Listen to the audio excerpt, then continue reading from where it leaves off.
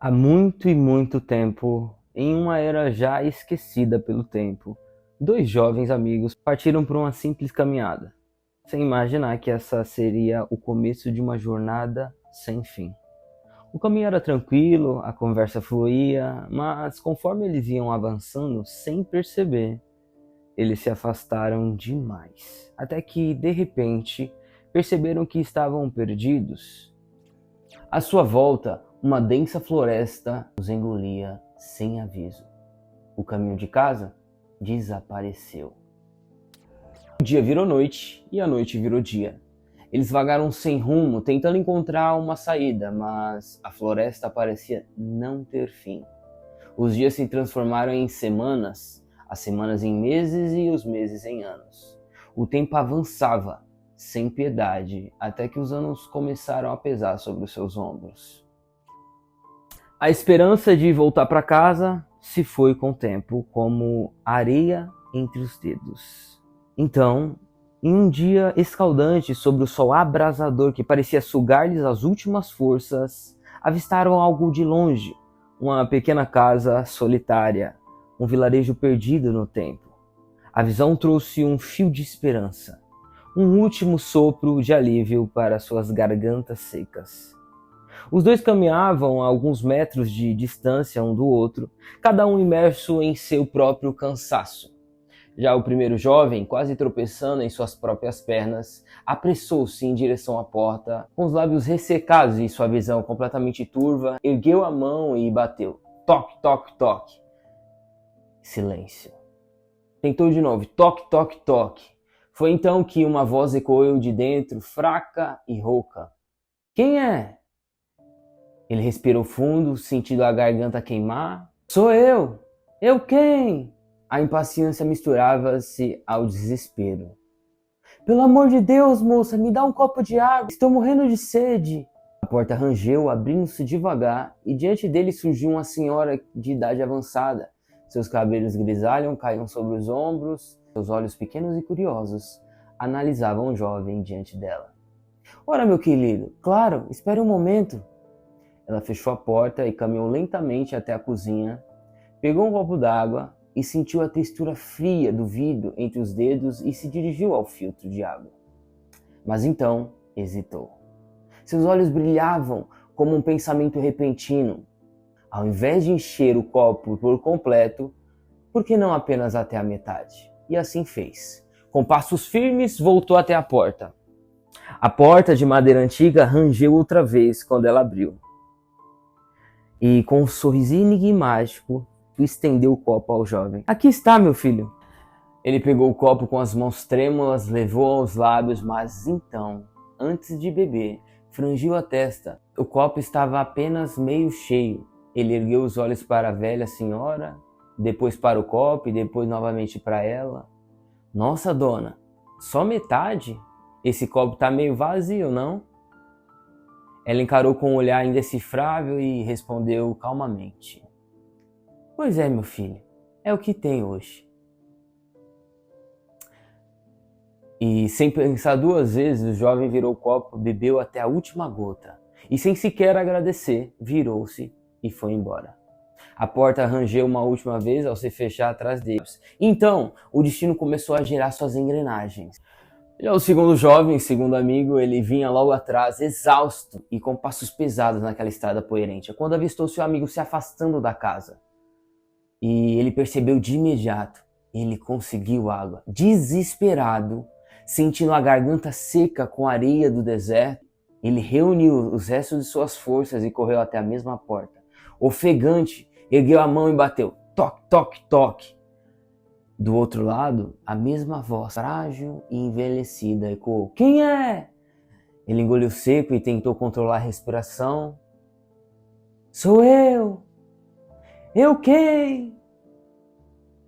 Moça, pelo amor de Deus, por favor, eu sou amigo do rapaz que acabou de sair daqui e também estou morrendo de sede.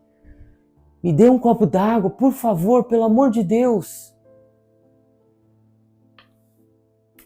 A porta já rangeu novamente, devagar, e mais uma vez a senhora apareceu. Os olhos cansados avaliavam um novo visitante. Ora, meu querido, Espere um momento. Assim como antes, ela fechou a porta e atravessou aquela pequena sala de móveis antigos e foi até a cozinha pegar água para aquele jovem rapaz. Pegou um copo de vidro e sentiu a mesma textura fria entre os dedos e encheu até a metade, com a mesma ideia em mente. E com a expressão serena e enigmática, voltou até a porta. Rangendo sobre o peso do tempo, aqui está, meu jovem. O jovem rapaz pegou com as mãos trêmulas aquele copo, mas ao contrário do primeiro, seus olhos não demonstraram descontentamento. Ele olhou para a velha senhora, depois para o copo e sorriu levemente.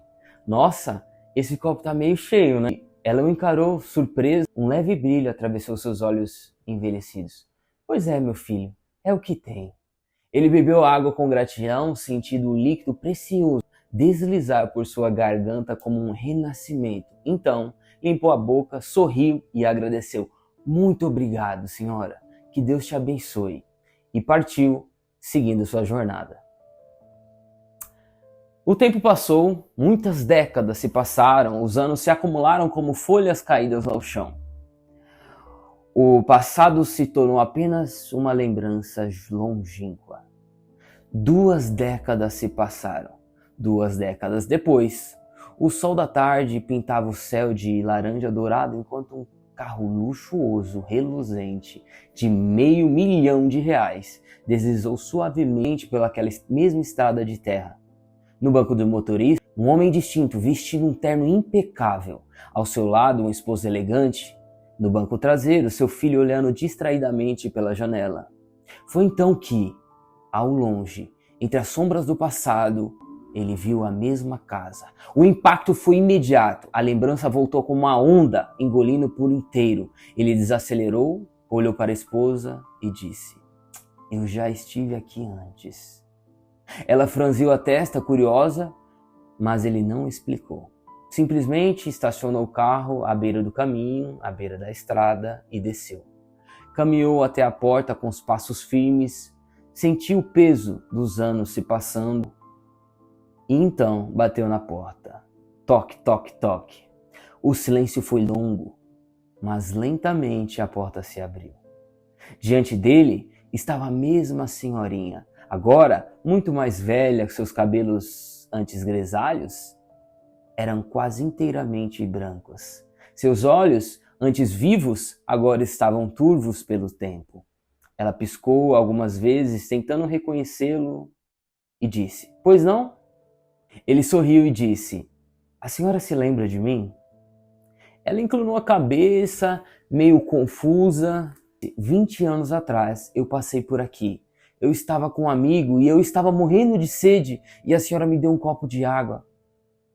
Você se lembra? A névoa da memória se dissipou nos olhos da velha senhora e lentamente, com um sorriso nostálgico, surgiu em seus lábios enrugados. Meu Deus! É verdade, eu me lembro! O homem respirou fundo, emocionado, e disse: eu queria agradecer aquele copo de água. Foi muito mais do que apenas um copo de água para mim. Hoje, eu sou um homem de sucesso. Tenho empresas espalhadas pelo Brasil e pelo mundo afora. E devo muito à forma como enxerguei aquela pequena porção de água naquele dia, sabe? A senhora sorriu com doçura e disse: que bonito, meu filho, que orgulho. Então ela curiosamente disse: e seu amigo, o que aconteceu com ele? O sorriso do empresário se desfez lentamente. Ele abaixou o olhar e, suspirando, disse: infelizmente, ele tomou decisões muito ruins na vida, sabe? Não conseguiu lidar com as dificuldades da vida e um dia resolveu acabar com tudo. O silêncio pisou entre eles. A senhora apenas assentiu, compreendendo sem precisar de mais palavras. E então a verdade se revelou. Adivinha com quem ela estava falando? Adivinha quem era o jovem que estava agora diante dela?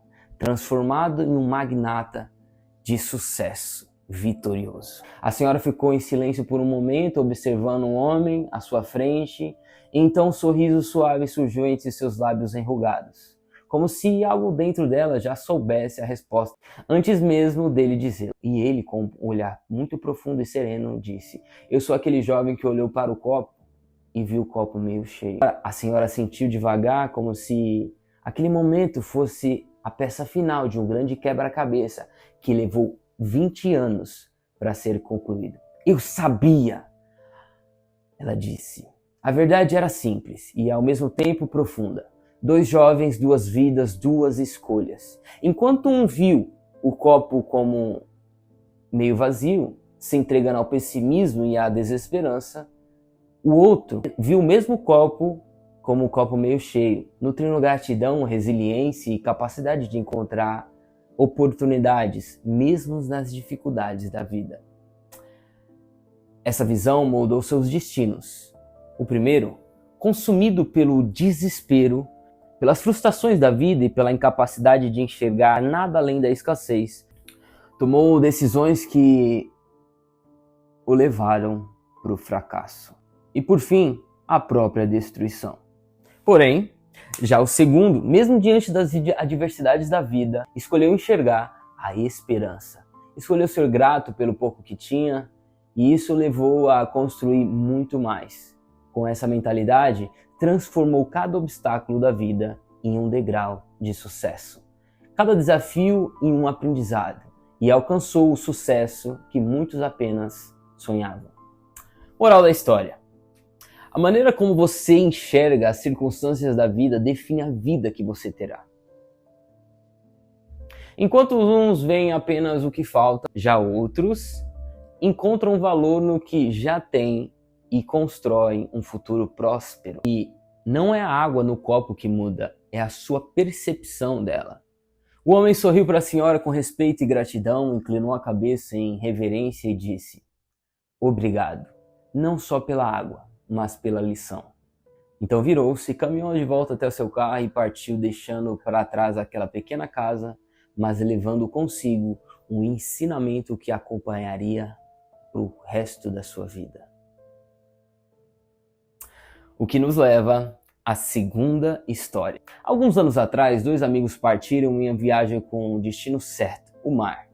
O céu era azul, o sol iluminava as rodovias que cortavam São Paulo, e a brisa quente do verão invadia as janelas abertas do seu velho Gol quadrado que os levava. No teto do carro, amarradas com muita firmeza, 2 pranchas de surf balançavam suavemente a cada curva que faziam. O rádio tocava músicas nostálgicas e cada batida fazia ecoar memórias de liberdade. Eles riam, cantavam, batiam as mãos no painel como se a vida fosse apenas aquele instante eterno. Sem pressa, sem preocupações, apenas o caminho e a estrada da promessa de chegar até o oceano. Quando finalmente chegaram à praia, sentiram o cheiro salgado do mar invadindo seus pulmões, o dia foi de pura entrega. Surfaram, mergulharam, deixaram-se levar pelas ondas e pelo tempo, como se fossem parte do próprio oceano. Até que o sol começou a se despedir. No horizonte, o céu se pintava de ouro e fogo. O azul intenso contrastava com o laranja profundo do entardecer, criando um cenário que parecia saído de um sonho. Eles fincaram as pranchas na areia e se sentaram diante da imensidão daquele mar, absorvendo o espetáculo da criação do Criador. Foi então que um deles pegou um graveto e começou a riscar na areia. E primeiro ele desenhou um círculo e disse: adivinha o que eu fiz? Um de frente para o outro olhou e riu. Uma bola, pô! Ele sorriu, pegou o graveto novamente e fez agora outra figura. E disse: e agora, o que eu fiz? O outro respondeu: uma estrela? E continuou. Desta vez, agora ele começou a desenhar números. E o primeiro número ele disse: e esse? Né? Tá brincando comigo? Os 2 riram, mas então um deles teve uma ideia. Seu olhar brilhou como um lampejo de desafio. Com um gesto lento e preciso, desenhou um 6 na areia. E como ele estava ali, um de frente para o outro, agora ele perguntou: e agora, o que eu fiz? O outro franziu a testa, olhou para o número e respondeu, sem hesitar: um 9. O silêncio se instalou entre eles. O vento soprou leve e as ondas do mar preenchiam o espaço. Não, o primeiro disse, com um sorriso enigmático. Eu fiz um 6. Os 2 se olharam por um momento e então a verdade se revelou diante deles. Ambos estavam vendo a mesma coisa, porém em ângulos diferentes. Foi então que o assunto tomou um tom mais profundo. E ele disse: "Isso me lembra algo que o meu pastor me disse na igreja outro dia." Um deles murmurou. Olhando para o céu já estrelado, disse que quando a marca do anticristo for imposta para toda a humanidade, como está profetizado em Apocalipse capítulo 13, as pessoas irão enxergá-las de maneiras diferentes. Uns dirão que é um chip, ou quem sabe até uma tecnologia avançada. Outros dirão que é uma tatuagem quântica, ou como um código digital. Já alguns acreditarão que é algo mais espiritual, sabe? Uma questão de adoração, como a observância domingo imposta à força pelo decreto dominical. Então o amigo assentiu lentamente com a cabeça. E a verdade é que, no final, todos estão certos, pois estarão vendo o mesmo número, mas em perspectivas diferentes. O vento ficou mais forte, levantando os grãos de areia ao redor deles, como se a própria natureza reconhecesse o peso daquela revelação. Então, o que realmente importa? Perguntou um dos amigos. O outro sorriu e respondeu: importa compreender a verdade, que simplesmente ela pode ser vista em ângulos diferentes, mas continua sendo verdade. A questão não é apenas o que você vê, mas como você vê. Veja, enquanto eu via um 6, você via um 9, mas era a mesma figura, porém em ângulos diferentes. Acredito que no fim, quando a marca vier, os que pensarem ser de fato uma marca literal que quem não tiver não compra nem vende, está vendo na perspectiva tecnológica da coisa. Já outro que vê como se fosse uma imposição de guardar o domingo ou não, ele está vendo na perspectiva espiritual de fé. Ambos estão vendo a mesma coisa, o cumprimento da profecia, porém em ângulos diferentes. Pois tanto um contra o outro, cedo ou tarde, vai acontecer, sabe? Eles se olharam uma última vez antes de apagarem os desenhos. E ali, sobre o céu estrelados, eles compreenderam a essência da vida, da fé e da profecia. A verdade sempre esteve diante de nós. O que muda é a perspectiva. O que muda é a visão que você tem sobre ela. A grande verdade é que, pessoal, eu contei essas duas histórias aqui para vocês. Histórias que talvez alguns de vocês já até conhecem, de alguma forma, sabe? Para que vocês possam compreender não apenas o cumprimento da profecia, mas também as circunstâncias que estarão ao redor quando tudo se desenrolar. O fim virá, este é o fato. A perseguição se levantará, muitos se desesperarão diante da tribulação, sentirão medo e viverão em agonia, acreditando que a humanidade está chegando ao seu último suspiro. Mas, para aqueles que verdadeiramente confiam em Deus, há uma certeza inabalável. Não há um fim, mas apenas um recomeço. Assim como um simples copo pode ser visto como meio cheio ou meio vazio, o fim dos tempos pode ser encarado como uma tragédia inevitável ou como algo muito maior, como a maior das promessas se cumprindo. Para o mundo, será o fim de fato, mas para os que creem em Jesus, o recomeço, pois aqueles que permanecerem fiéis na fé não verão o término da existência, mas o início da eternidade. Nós estamos prestes a viver o fim da humanidade na Terra, mas também o nascimento da vida eterna nos céus, onde habita justiça, paz e amor. Onde Deus reina soberano e onde nunca mais haverá nem dor, nem sofrimento. O que define seu destino não são os eventos ao seu redor, mas como você enxerga e em quem você deposita sua confiança. Acredite, o Apocalipse não é o fim, é apenas a porta para um novo começo. É isso aí, pessoal. Melhor que aprender é ensinar. Forte abraço.